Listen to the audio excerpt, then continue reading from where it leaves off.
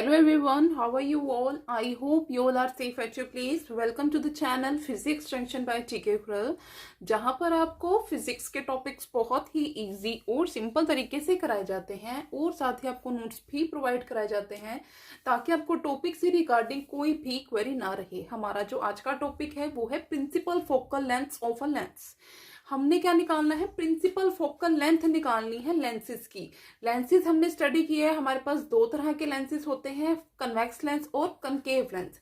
इन दोनों लेंसेज के अंदर हम देखेंगे कि प्रिंसिपल फोकल लेंथ क्या होती है। फर्स्ट पॉइंट है हमारे पास, जब हमारे पास कोई भी ऑब्जेक्ट प्रिंसिपल एक्सिस के ऊपर रखा हुआ है और हमारे पास वो जो सिचुएशन है, वो जो सिचुएट हुआ है हमारे पास पॉइंट ऑब्जेक्ट उस प्रिंसिपल एक्सिस के ऊपर, वो इस तरह से इमेज हमारे पास वो इस तरह से वो ऑब्जेक्ट पड़ी हुई है कि वो हमें रिफ्रैक्शन के बाद क्या दे रहा है? इमेज दे रहा है। और वो जो इमेज है वो इनफिनिटी के ऊपर प्रेजेंट है। जैसे आपको यहाँ पे दो फिगर्स के अंदर दिखाई दे रहा है, इन दोनों फिगर्स के अंदर क्या है? ये हमारे पास पॉइंट है ऑब्जेक्ट का जहां से हमारे पास जो रे ऑफ लाइट है वो इंसिडेंट हो रही है। ये जो एरोस है आपको क्या दिखा रहे हैं? जो रे ऑफ लाइट है वो इंसिडेंट हो रही है। यहाँ पे हमारे पास रे ऑफ लाइट तो इंसिडेंट हो रही है इस लेंस के ऊपर, बट यहाँ पे कहीं पे भी ये जो पॉइंट है प्रिंसिपल एक्सिस के ऊपर मीट नहीं कर रहा है। इट मीन्स कि हमें यहाँ पे कोई भी इमेज नहीं मिल रही है आफ्टर रिफ्रैक्शन। ठीक है, आफ्टर रिफ्लेक्शन यहाँ पे हमें कोई भी इमेज नहीं मिल रही है और जो इमेज इसकी बनेगी आगे कहाँ पे जाके ये पॉइंट्स कहाँ पे मीट करेंगे हमें नहीं पता। तो यहाँ पे हमारे पास सिचुएशन क्या है कि हमारे पास जो पॉइंट ऑब्जेक्ट से जब रे ऑफ लाइट इंसिडेंट हो रही है तब हमारे पास जो इमेज बन रही है उस ऑब्जेक्ट की वो इनफिनिटी के ऊपर बन रही है। जैसा इस केस के अंदर है वैसा ही हमारे पास सेम इस केस के अंदर है। यहाँ पे भी हमें नहीं पता कि हमारे पास जो ऑब्जेक्ट है उसकी इमेज कहाँ पे फॉर्म हो रही है। यहाँ पे आगे कहाँ, जहां पे भी ये पॉइंट आपस में मीट करेंगे वहां पे हमें जो इमेज है ऑब्जेक्ट की वो मिलती है। बट यहाँ पे हमें कहीं पे भी नहीं लग रहा है कि ये पॉइंट आपस में मीट करेंगे या ये पॉइंट आपस में मीट करेंगे। ये हमारे पास कन्वेक्स लेंस का केस है, ये हमारे पास कनकेव लेंस का केस है। ठीक है, यहाँ पे हमारे पास जो पॉइंट ऑब्जेक्ट है वो कहाँ पे हमें मिलेगी? इमेज इनफिनिटी पोजीशन के ऊपर हमें क्या मिलेगी? उसकी इमेज मिलेगी।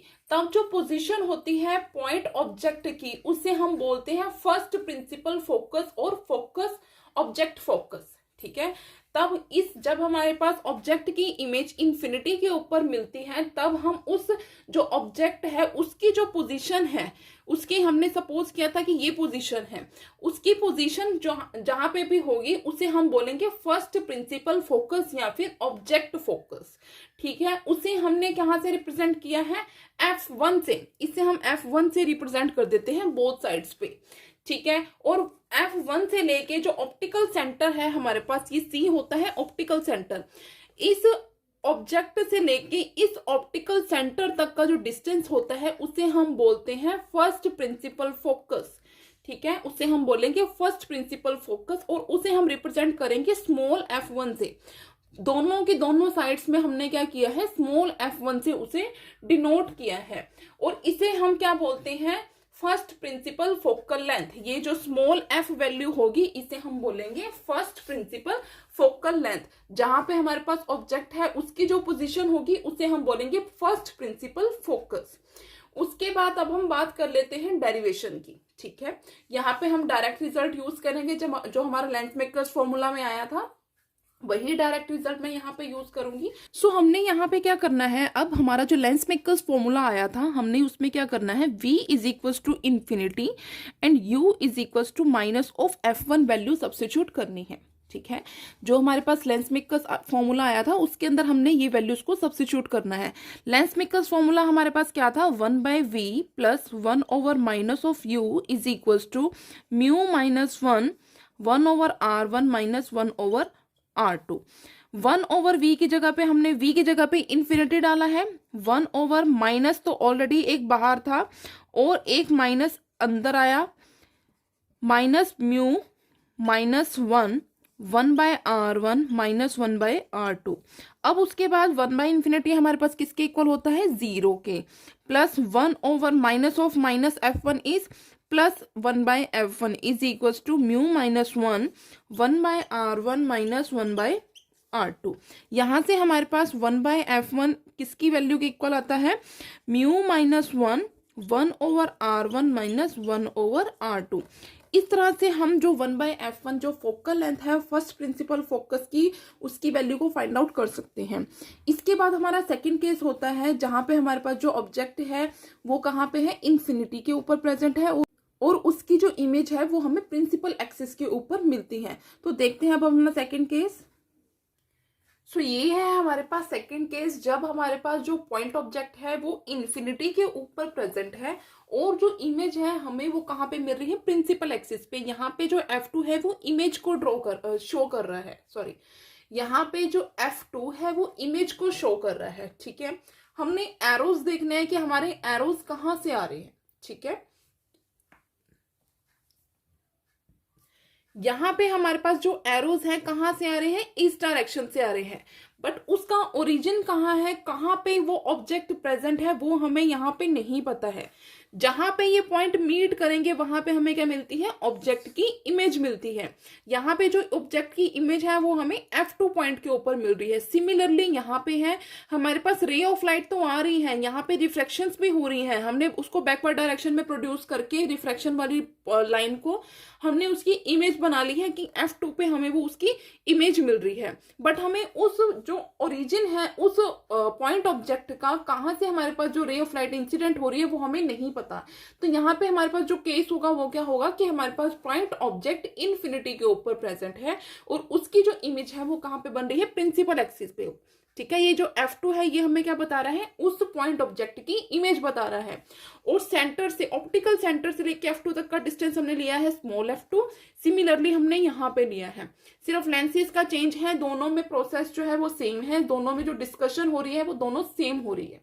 उसके बाद अब हम यहाँ पे क्या लेके चलते हैं, अगर हमारे पास u अब इन्फिनिटी हो जाता है और v हमारे पास हो जाता है F2 के इक्वल, तब हमारे पास लेंस मेकर्स फॉर्मूला क्या बनेगा, हमारे पास लेंस मेकर्स फॉर्मूला होता है 1/v। 1/v की जगह पे हमने डालना है 1/f2 plus 1/u plus 1/-u। यहाँ पे वैल्यू आ जाएगी minus infinity is equal to mu minus 1 into 1/r1 minus r2। ठीक है, उसके बाद हमने जब इसको सॉल्व आउट किया है तब हमें जो वैल्यू मिल रही है वो हमें ये मिल रही है। ठीक है, ये हमें वैल्यू यहाँ पे निकल के मिल रही है। ये हमारे पास आता है प्रिंसिपल फोकल लेंथ, जो हमारे पास फॉर्मूला है सेकंड प्रिंसिपल फोकल लेंथ, वो हमारे पास यहाँ पे निकल रही है। सो आपको अब यहाँ पे इस इक्वेशन में और जो प्रीवियस इक्वेशन हमने 1/f1 निकाली थी वहां से एक चीज तो क्लियर होगी कि हमारे पास 1/f1 is equal to 1/f2 है। ठीक है, ये हमारे पास कंडीशन है। अगर 1/f1 is equal to 1/f2 है, इट मीन्स कि हमारे पास f1 is equal to f2 होगा। ठीक है, बट ये हमारे पास तभी होगा जब हमारे पास जो ये रिफ्रैक्टिव इंडेक्स है, मीन्स जो मीडियम है हमारा वो सेम रहेगा। ठीक है, जब हमारा मीडियम सेम रहेगा तब हमें ये वैल्यू यहाँ पे मिलेगी। अगर हमारा मीडियम सेम नहीं होगा तो हमें ये वैल्यू नहीं मिलेगी। जो F1 और F2 है ये अनइक्वल होंगे। ठीक है, यहां से हमें क्या पता चल रहा है, जो हमने 1/f1 की वैल्यू निकाली है और जो 1/f2 की वैल्यू हमारे पास आई है वहां से एक चीज तो क्लियर हो रही है हमारे पास कि 1/f1 is equal to 1/f2 है। और यहाँ पे अगर 1/f1 is equal to 1/f2 है तो f1 is equal to f2 होगा। ये हमारे पास तभी होगा जब हमारे पास मीडियम सेम है। ये जो रिफ्रैक्टिव इंडेक्स है म्यू, इसकी वैल्यू सेम होगी दोनों केसेस में, तब होगा। अगर हमारे पास रिफ्रैक्टिव इंडेक्स यानी कि जो मीडियम है हमारा वो डिफरेंट हो जाता है दोनों वैल्यूज के लिए, तब हमारे पास f1 is not equal to f2 आएगा। ठीक है, यहां से हमें इन दोनों इक्वेशन से हमें ये पता चल रहा है।